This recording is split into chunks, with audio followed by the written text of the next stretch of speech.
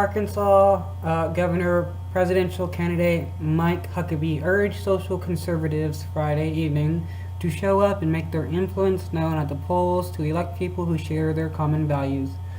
Huckabee said at the 2014 Values Voter Summit, "Imagine what would happen if the people of faith, the value voters of America, the evangelicals, the pro-life, the pro-family Catholics and Protestants from all over the country would let it be known we are registered and we will show up. We will hire people and we will fire people who should have been fired a long time ago. Some of you are frustrated and even angry about America," he continued, "and I get it. And I say to you, the answer is as simple as it is that the answer to the phones in our hearts that God is ringing.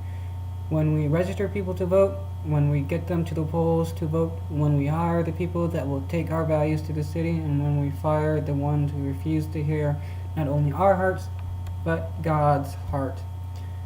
So in Huckabee's mind, there should be a religious test for government offices. If you aren't a pro-life, pro-family Christian, then you shouldn't be in government.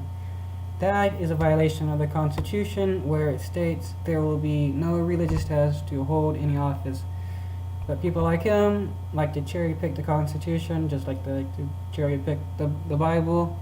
People like him want a theocracy, like they have in Saudi Arabia, where if you say something bad about the person's imaginary friend or do something to offend a religious person, like say something about their imaginary friend, you go to jail, or worse.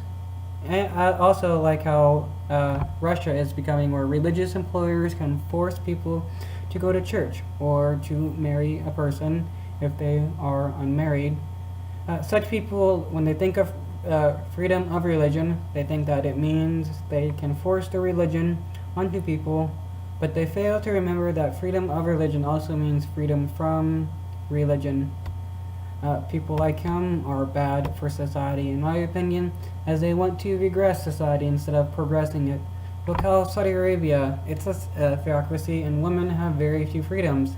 They can't even drive without having a male family member with them, as well as, be in burqas and stuff. And if a woman gets raped, it's the woman's fault. Then atheists are considered terrorists just for not accepting the claims of someone's imaginary friend, with many of the atheists going to jail and facing severe punishment that can end up in death just for speaking out about religion and its harms. Anytime a religion has control over a government, it usually results in problems with the religious people creating laws to favor them or creating laws to favor certain members of the religion. Again, like in Saudi Arabia, women are less than second-class citizens. They are considered property to the males of their family. Stuff like that should not be existent in this day and age. No one should be treated as property of another or be considered a terrorist just for holding different views. Please like, share, comment, subscribe if you would like to hear more.